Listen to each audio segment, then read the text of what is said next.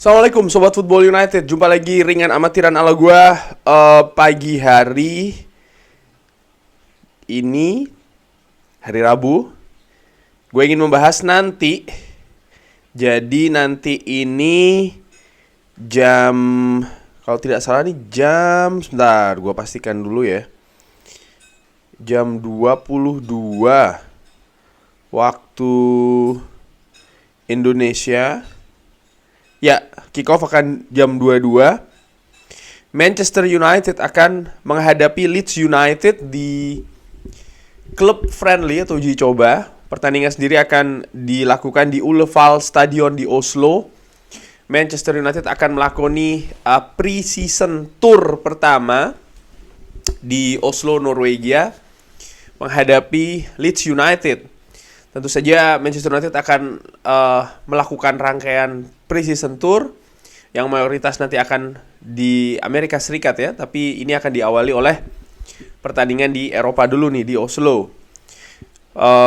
Para pemain sudah berangkat ke Oslo, sudah tiba, dan ingin gua sampaikan siapa saja ya. Nih ngobrol ringan juga tentang preview pertandingannya. Dari official traveling squad untuk menghadapi Leeds, ada Tom Heaton, ada Nathan Bishop, ada Matej Kovar. Defenders ada Alvaro Fernandez, Rhys Bennett, Will Fish, Mark Hurado, Lisandro Martinez, Rafael Varane, Aaron Wan-Bissaka, Brandon Williams. Lalu gelandang tengah ada Toby Collier, ada Fred, ada Dan Gore, ada Hannibal Mejbri, Isaac Hansen Arun, ada Kobbie Mainoo, ada Mason Mount, ada Maxi Oyedele, ada Charlie Savage. Untuk penyerang ada Amad Diallo, ada Noam Emeran, ada Omari Forson, Joe Hugil, Jadon Sancho, dan juga Sola Soretire. Tadi tengah juga ada ya Mason Mount, tadi gue udah sebut ya Mason Mount. Ya ini pertandingan persahabatan, tapi masih cukup banyak di partai awal ini. Tim inti kalau gue bisa bilang ya dari Manchester United belum ikut serta. Katakanlah seperti Luke Shaw, Bruno Fernandes, Marcus Rashford, dan banyak juga pemain lainnya. Nah ini bagaimana gue melihat partai nanti kira-kira akan seperti apa. Seperti yang gue tulis di judul, di thumbnail, bagaimana formasi itu yang akan gue lihat dulu pertama. Karena gue melihat musim lalu di pre-season awal Erik ten Hag secara konsisten memainkan 4-2-3-1 kalau menurut gue secara ringan amatiran. Sangat dominan lah formasi tersebut, dan formasi itulah juga yang akhirnya diterapkan di mayoritas pertandingan Manchester United untuk musim lalu. Bagaimana dengan musim depan? Dengan kehadiran Mason Mount, ini kan banyak yang memperkirakan, oke, Manchester United akan berubah nih dari 4-2-3-1 ke mungkin 4-1-4-1 atau ke 4-1-2-3. Atau bisa juga stay tetap ke 4-2-3-1. Jadi ada beberapa kemungkinan, dan menurut gua bisa jadi ini akan terlihat di awal pertandingan nanti nih ya. Bagaimana formasi yang akan dimainkan. Karena Erik ten Hag ini memiliki konsistensi kalau menurut gua yang cukup besar juga dalam menerapkan formasi. Nah, sekarang kalau disinggung soal masalah pemain-pemain yang akan diturunkan.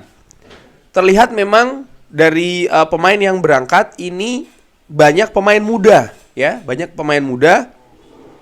Apakah Erik ten Hag akan menjadikan ajang ini juga sebagai ajang uji coba? Yes, menurut gua. Tapi apakah akan menjadi jaminan? Menurut gua belum tentu. Sekali lagi belum tentu. Jadi maksud gua begini, kalau seandainya nanti ada pemain muda yang menonjol di pertandingan menghadapi Leeds, apakah pasti akan menjadi jaminan kalau dia akan menjadi bagian dari skuad utama Manchester United musim depan? Belum tentu banget. Musim lalu di pre-season kita tahu bagaimana duet lini tengah Manchester United, Zidane Iqbal dan juga Charlie Savage, yang tampil cukup bagus menurut gua sebagai pemain muda ya. Artinya mereka percaya diri, teknik juga oke, tapi itu semua tidak bisa memberikan jaminan di pertandingan-pertandingan resmi mereka digunakan. Bahkan menit bermainnya pun juga tidak banyak. Praktis Zidane Iqbal sangat-sangat minim. Charlie Savage bahkan akhirnya dipinjamkan ya kan ke Forest Green. Tapi kalau dilihat dari pemain yang berangkat ya, gua pikir untuk dari posisi goalkeeper, Matej Kovar yang musim lalu tampil menjadi juara kan bersama dengan klub di Czech Republic, ini juga akan menjadi gambaran ya. Mungkin akan bisa memberikan sedikit gambaran tentang bagaimana situasi penjaga gawang Manchester United untuk musim depan. Praktis saat ini yang menurut gue yang pasti hanya Tommy Heaton. Dean Henderson tidak ada di daftar. Dan bahkan kabar yang gue dapat, sangat kecil kemungkinan Dean Henderson ini akan berangkat ke pre-season tour bersama dengan Manchester United.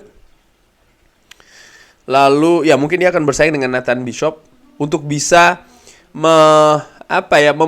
memikat dari Erik ten Hag yang musim lalu dari 3 kiper Manchester United, Erik ten Hag lebih percaya kepada kiper senior.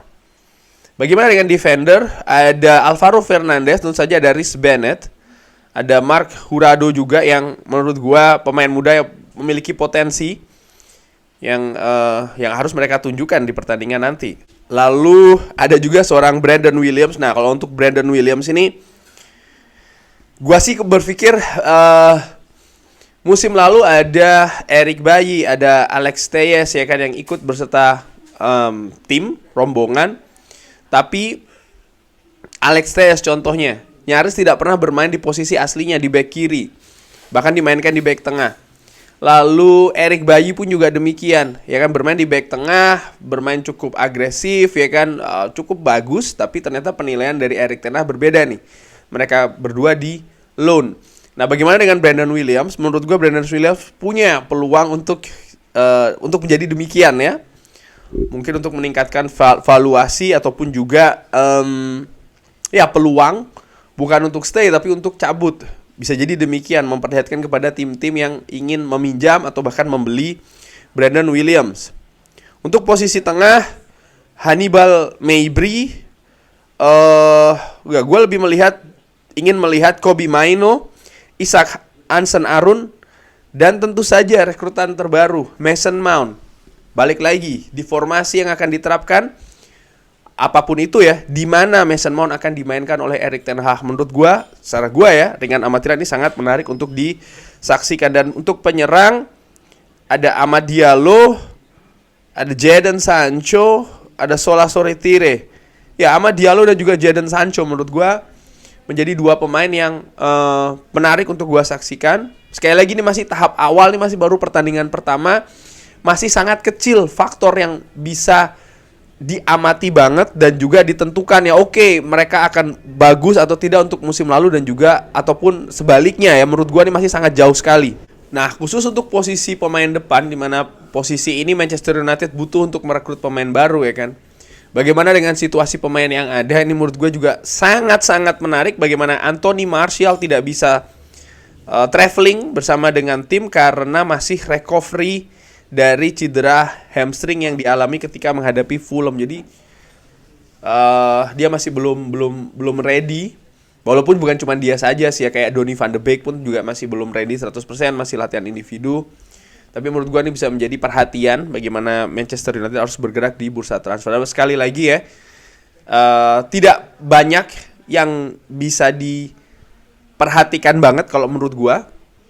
Oleh karena itulah gue memilih untuk melihat formasi dan juga beberapa pemain muda, walaupun itu juga tidak akan menjadi jaminan banget gitu loh ya. Pemain-pemain inti seperti Casemiro, Victor Lindelof, Luke Shaw, Marcus Rashford, Bruno Fernandes, Christian Eriksen ya kan, belum terlibat nih di dalam squad. Anthony pun juga demikian, mereka semua masih dalam persiapannya masing-masing secara individu ya.